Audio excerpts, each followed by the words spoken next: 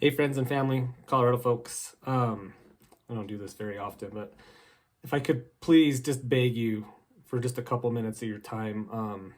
We're in election season, and trust me, we're not going to get into president and all that politics and stuff. Just go vote is what I'm going to say. But in Colorado, there is a proposition this year that I think we really need to study. It's super near and dear to me. And so I would please beg of you, if you're a friend or a family, please just give me 5 minutes of your time and hear me out. This thing is so backwards and so twisted, I just can't even make it up.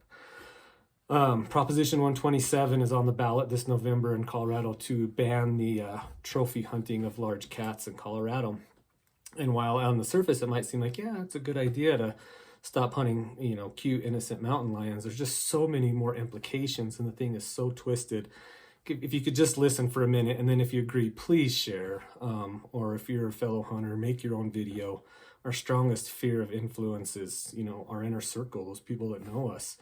And, when I teach hunter safety classes, I'm not promoting on behalf of CPW, just make that clear. But one of the things in the hunter ed is that, 5% of the population hunts, 5% are anti-hunters, and that leaves 90% left in the middle that don't necessarily hunt, but they're not anti-hunting, and that 90% affects the whole, all of these propositions. And this anti-hunting group that's pushing this legislation is really playing on the emotions of that 90%. So I'm gonna just spit out a few facts here, and please just bear with me. The ballot, I've got it pulled up here. The language says, shall there be a change to the Colorado Revised Statutes concerning a prohibition on the trophy hunting of mountain lions, lynx, and bobcats, and in connection therewith defining trophy hunting as the intentional killing, wounding, pursuing, entrapping, or discharging of release of a deadly weapon, a mountain lion, lynx, or bobcat. The problem with is this buzzword trophy hunting. They're really playing on your emotions, and by their Cats Aren't Trophies' own website, the definition of trophy hunting is hunting just for the fur and not for the meat. Well, that's already illegal. A matter of fact, it's one of the most serious offenses, not just in Colorado, but in the interstate compact that recognizes each other's game violations. I've pulled up right here the big game regulations, and it goes through all of the fines and stuff right here. Felony offense. The biggest offense in hunting is to kill an abandoned game. It is illegal to remove only the hide, antlers, or other trophy parts and leave the carcass in the field. So the basis of their rule is already illegal. Not only is it illegal, it's a felony in Colorado. For those of you not familiar with mountain lion hunting in Colorado, it is illegal to pursue or kill a female with kittens. That's one of their things. They're saying that the kittens are being abandoned. That's already illegal. You must take the meat and prepare it for human consumption or face a felony. So everything that they're proposing in this bill is already illegal. In Colorado, well, in most states, for mountain lion hunting, you have to call every single night and see if the quota is still open for the area that you want to hunt. There's very strict quotas that when they're met, they shut it down. So it's very, very regulated. And the problem is, it's one of these tools that biologists have to manage the entire wildlife population, not just mountain lions. And so when we remove their ability to manage these predators, it's not just about the mountain lions, it's about the deer and the elk and really sheep and moose. Hear me out. There was a study in Oregon. So I have open here, there was an article published by Outdoor Life, what do we got? August 15th of 2024. Big cat hunting ban would cost Colorado more than $60 million. We'll get into that in just a second. The study out of Oregon was by their biologists found that an adult mountain lion kills on average 1.03 ungulates per week for food. So a mountain lion kills one deer, elk, sheep, moose per week to eat. That's fine, right? Well, here's the problem. If you look at the harvest statistics for Colorado over the last 10 years, I wrote it down here, they've harvested between 442 to 526 lions per year. We'll call it 475 about an average, okay?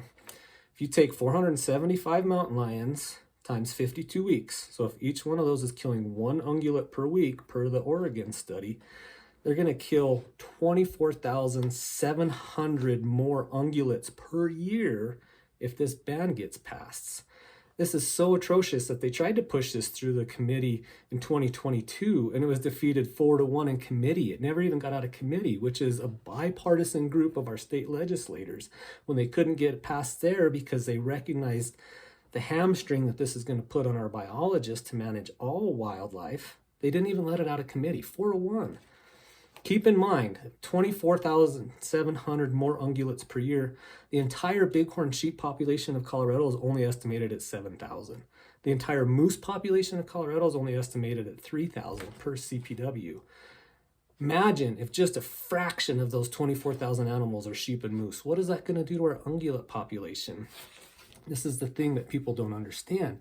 It's not about mountain lions. It's about the overall habitat.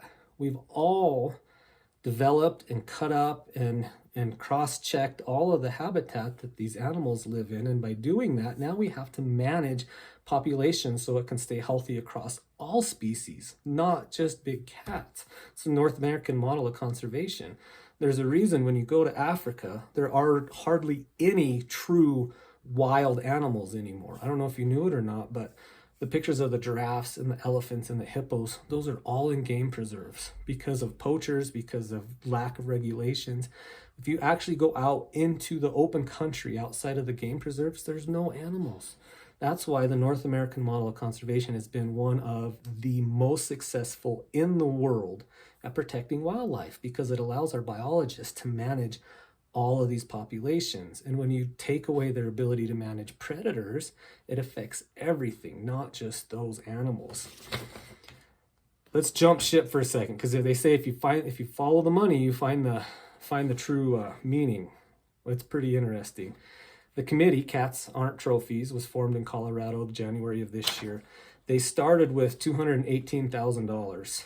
$202,000 of that money, $202 out of $218,000 came from two organizations, Animal Welfare Action and Center of Humane Economy. This is all on the state website. You can find it yourself.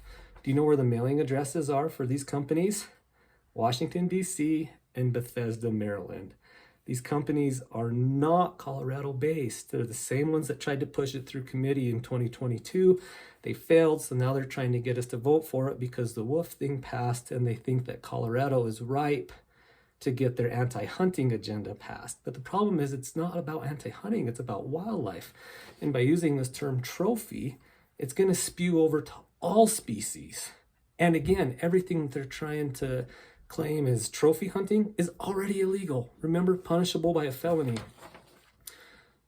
Follow the money a little bit closer, it gets more interesting. Out of their total budget, Ground Organization for Latinos has received like 90% of their expenditures, which is fine. They've hired a group to help, promote their position. The number 2 paid person, the highest paid consultant out of all of their expenses, is a guy named Mark Searles. Mark Searles is one of the 2 people that caused the committee to be formed. So if you go on the state's website and look at the committee, Mark Searles is one of the founders of the committee, and ironically, he's the highest paid consultant. We're paying ourselves now? It gets better.